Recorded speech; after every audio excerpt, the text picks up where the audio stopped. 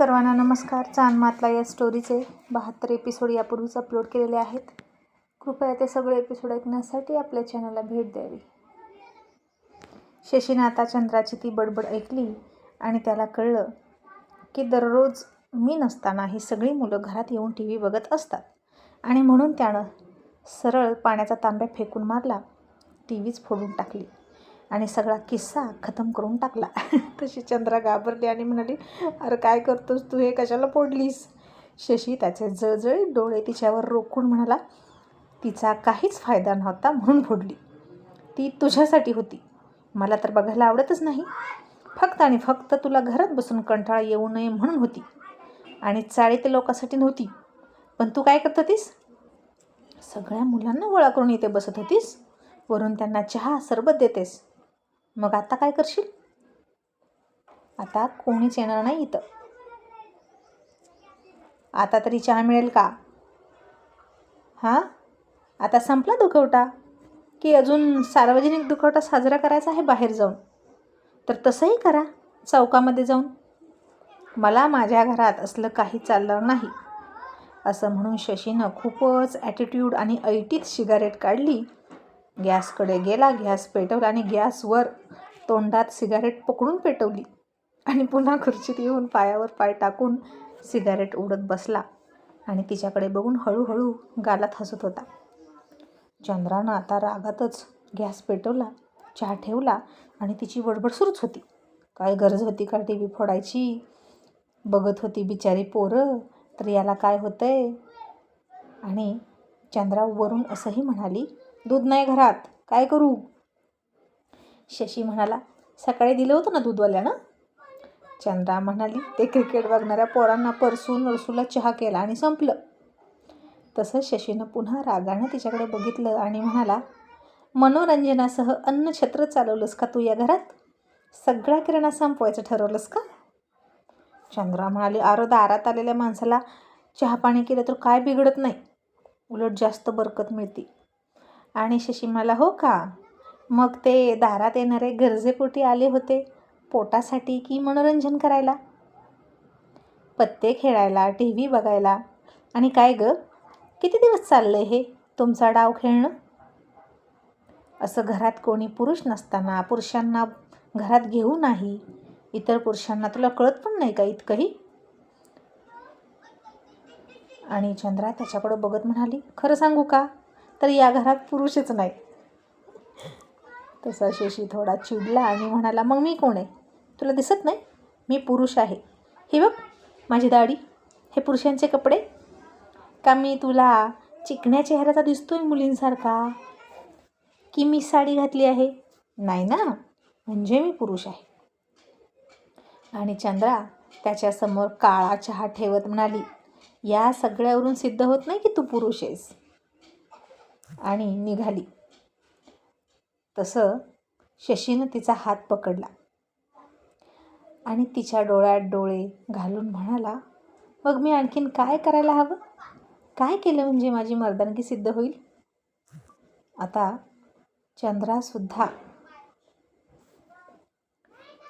चंद्रासुद्धा त्याच्या डोळ्यात डोळे घालून म्हणाली, बघ आता तुला हे पण माहीत नाही की मर्दानगी सिद्ध करायला काय करतात. मग कसला पुरुष तू? चल सोड हात. असं म्हणून ती जाण्यासाठी वळली. तसा शशी उठला आणि तिला दोन्ही दंडाला घट्ट पकडून भिंतीसोबत दाबली आणि चंद्रानं घाबरून डोळे मिटून घेतले. शशीच्या तोंडात सिगारेट तशीच होती आणि त्यानं एकटक तिच्या चेहऱ्याकडे बघत तिच्या चेहऱ्यावर सिगारेटचा धूर सोडायला सुरुवात केली.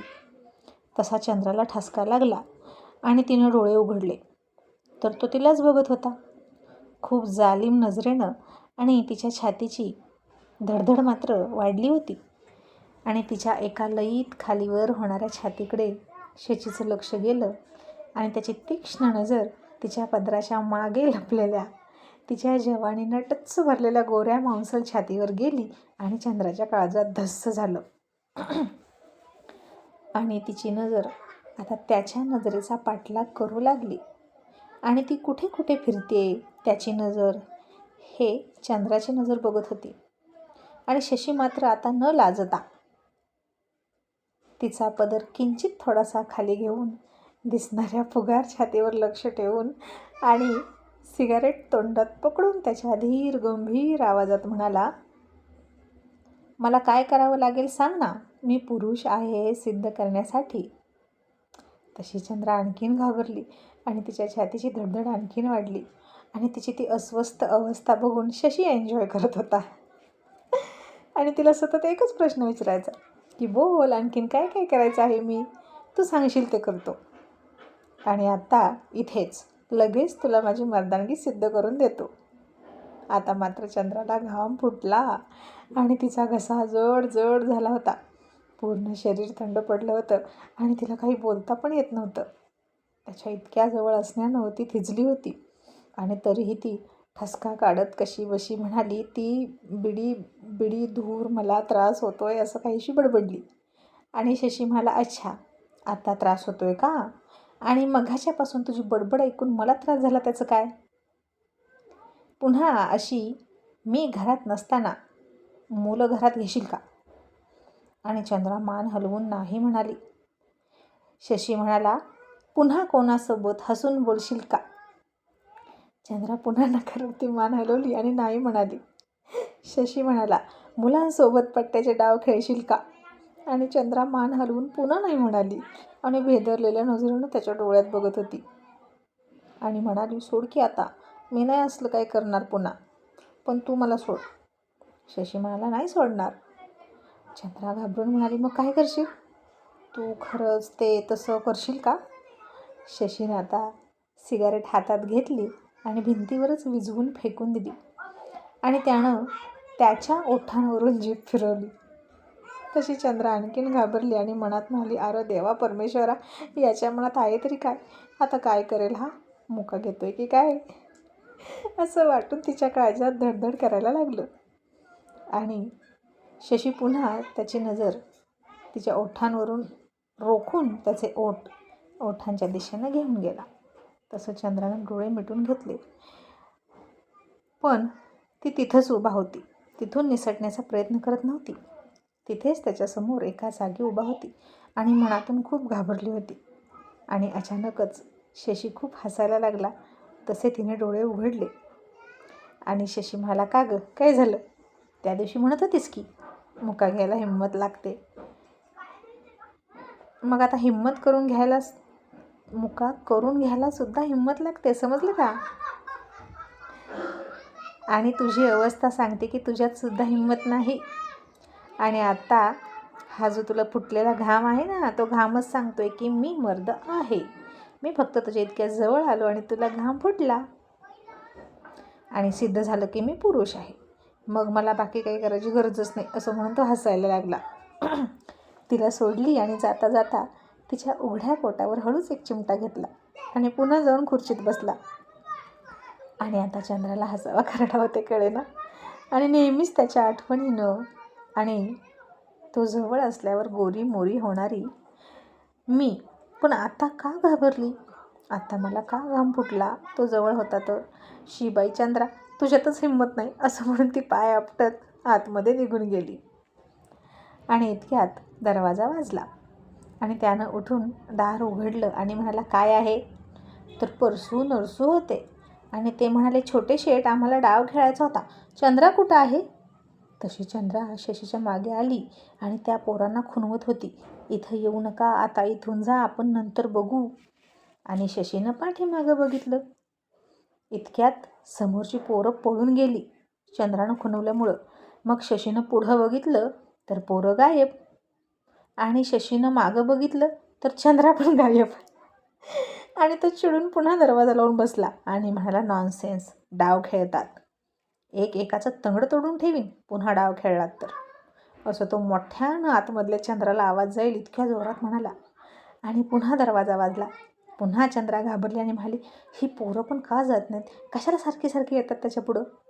आणि शशीनं पुन्हा चिडून दरवाजा उघडला आणि रागात म्हणाला, तुमच्या तर पांडू होता समोर आणि शशीनं त्याचं तोंड आवरलं. त्यानं रूमच्या बाहेर इकडे तिकडे डोकावलं, एकदा डावीकडे एकदा उजवीकडे बघितलं तर काही मुलं भिंतीच्या आड लपताना त्याला दिसली. आणि पांडूला आत घेऊन त्यानं दरवाजा लावला. आणि मग घरात आल्या आल्या पांडू म्हणाला, अरे देवा, आता ही टी व्ही कशी फुटली? शशी म्हणाला आपोआप फुटली. रडायला लागली ना, भारत हरला म्हणून रडून रडून फुटली. आणि हसायला लागला. तसा पांडू म्हणाला छोटे शेठ हसताय काय, मला पण खूप वाईट वाटलं, भारत हरला म्हणून लय उदाशी सुटली बघा, म्हणून तुमच्यापाशी आलो, जरा बसावं म्हटलं म्हणजे बरं वाटेल.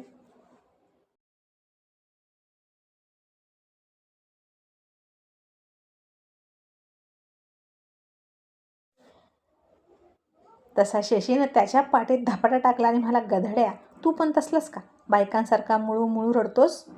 आता या घरात एक एक रडगाणं कमी होतं का, म्हणून तुझं पण आलं त्यात भर टाकायला.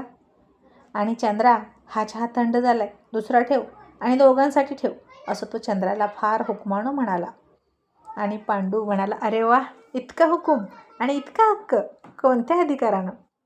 तसं शशीनं त्याच्या पोटात चिमटा काढला आणि हळूच म्हणाला तू गप्प बस की जरा, मी बोलतोय ना. मग चंद्रा आता पांडूसाठी पाणी घेऊन आली. आणि तो शशीचा मघाचा चहाचा कप घेऊन गेली. आणि शशी म्हणाला मला पण पाणी पाहिजे, मागाचं पाणी गेलं सांडून.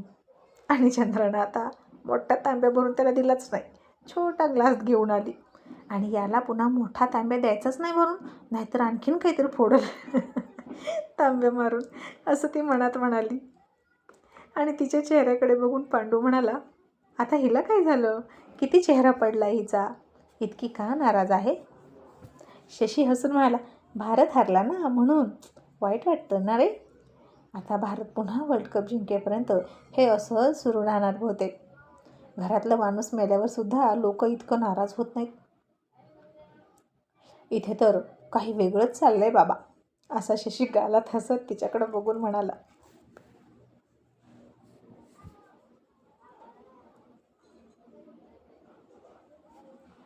आणि पांडू पुन्हा वाईट तोंड करून म्हणाला खरंच छोटे शेठ, लय वाट बघत होतो भारत जिंकण्याची. अहो 4 वर्षानं संधी येते, आपले खेळाडू पैलवानासारखे तापलेले असतात आणि आत्ता कुठं संधी मिळते. पहिल्या मॅचपासून इतकी वाट पाहिली, एक ना एक मॅच इतकी मनापासून बघितली. अहो त्या दिवशी तर सगळं काम बंद ठेवायचं आणि टी व्ही पुढे बसायचो, देवाला प्रार्थना करायची, नवस बोलायचा. आणि आता शेवटच्या बॉलमध्ये असं झालं, खूप वंगाळ झालं बघा.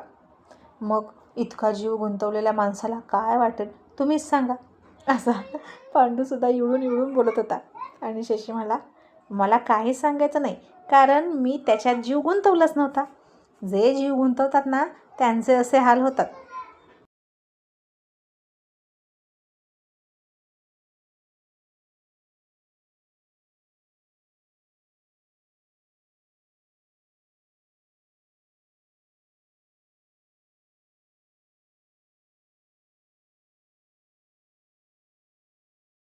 आणि चंद्रा रागात आली. पांडूचा चहा तिनं त्याच्या हातात दिला आणि शशीने चहा घेण्यासाठी हात पुढे केला, तर तिनं त्याचा चहा त्याच्या हातात न देता तिथंच रागात आपटून ठेवला खाली. आणि लटक्या रागात म्हणाली तुला काय कळणार आहे, जीव गुंतवणं म्हणजे काय असतं. तुला फक्त पिस्तूल काढून डोक्याला लावता येतं आणि जीव घेता येतं आणि भीती दाखवून माणसाला गप्प करायचं, एवढंच येतं तुला. एकदा कोणाला तरी जीव लावून बघ, मग समजल. असं म्हणून ती त्याचा उष्टा पाण्याचा ग्लास, जो त्याने अर्धा संपवलेला होता, तो घेऊन गेली. आणि तिच्या त्या बोलण्यानं शशी शांत झाला. मग पांडू म्हणाला बरं चला छोटे शेठ, आपण घोडे रेस बघायला जाऊ. आता घोडे रेस शशीला फार आवडायची. तो असलं क्रिकेट पत्ते वगैरे कधी खेळत नव्हता, बघतही नव्हता. त्याला घोड्यांची रेस बघायला फार आवडायची. आणि मग शशी चंद्राला हसवण्यासाठी आतमध्ये बघत मोठ्यानं म्हणाला पण दिलीप कुमार, आज मॅच हारली ना भारतानं, मग त्या घोड्यांना पण वाईट वाटलं असेल रे, आणि ते पण आज पळणार नसतील ना, मग राहू दे. तसं चंद्राला खूप हसायला आलं आणि ती आतमध्ये हसायला लागली. आणि तिच्या हसण्याचा मंजूळ आवाज बाहेर शशीच्या कानावर आला आणि त्याच्याही चेहऱ्यावर हसू आलं.